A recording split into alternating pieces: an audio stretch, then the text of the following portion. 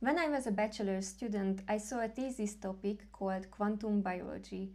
I contacted the professor who had announced it, and he sent me a video by Jim Khalili in which he introduces different topics from the field of quantum biology. And I was hooked.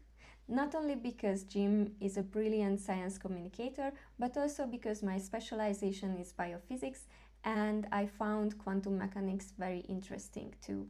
Connecting these two made me very excited, and since starting my postdoc, I became even more amazed by how colorful this field is.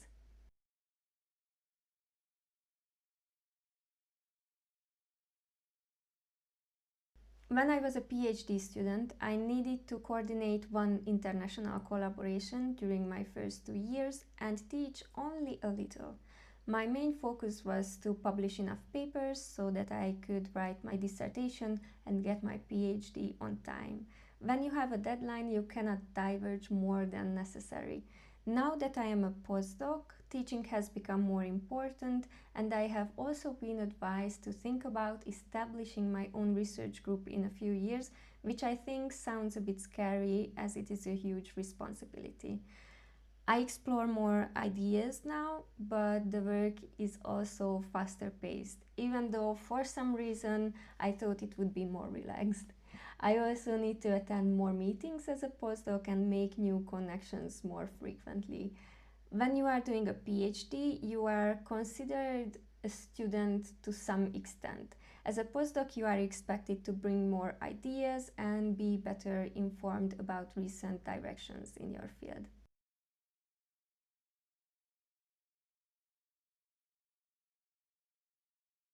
I remember that we ran some calculations and visualized our results during my PhD, and they were not great. The inputs for these calculations are 3D structures of proteins, which are usually not perfect. So I reached out to a group of protein modelers in our building and asked them to take a look. They helped me to correct the structures, and finally the results looked great. I think it shows how important it is to collaborate and ask for help, because it was a very easy job for them and they were very happy to help me out.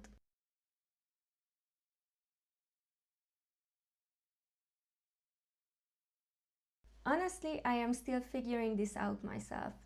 There are times when I am full of energy and I can finish a lot of things, but also there are times when I struggle to find internal motivation. That is when deadlines come in. But on a more serious note, I think it helps if you can dedicate days or periods in your working day to different projects or tasks that you need to finish, because it is very hard to multitask. I also like to write to-do lists in the morning and think about how my day should go, but I try not to feel sad if it does not go as planned. I simply repeat the unfinished task on my list the next day and hope that it will get done. Thinking about younger researchers motivates me too, because older researchers, in my opinion, should lead by example.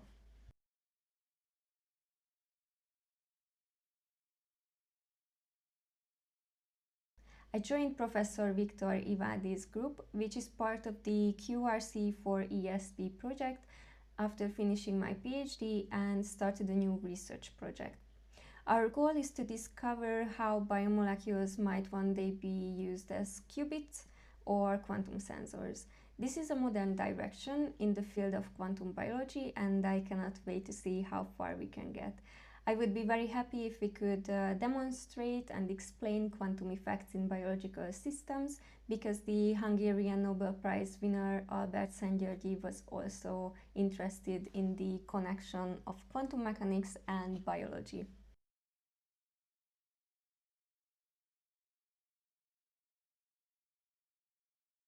I host the ALTA Faculty of Science podcast. I moderate the Typotex Publishers Science Cafe events, and I am also a dissemination and communication manager of the Quest project. On top of that, I do many physics demonstrations. Sometimes I am invited to give talks or interviews or interview other researchers. On the one hand, I think it is important to show the younger generation that science is exciting and connected to our everyday lives. And they also need role models, so showing all types of researchers matters a lot. On the other hand, what I have seen so far is that research groups rarely know one another, and this is sad because research is about collaboration and science communication can help with this situation, I think. Finally, many research projects, such as the QRC for ESP and the Quest project, are financed by the European Union. Taxpayers, in my opinion, have the right to know what we do and why it is important to them. They probably will not read scientific articles because these are not written in a way that everyone can understand them.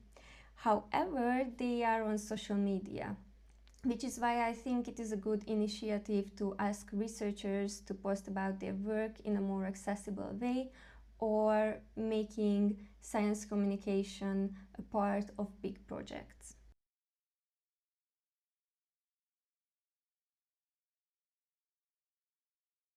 Do not give up. Being a researcher comes with many rejections and you need to get used to them. Also, do not be afraid to connect with new people at conferences and always look for opportunities to grow.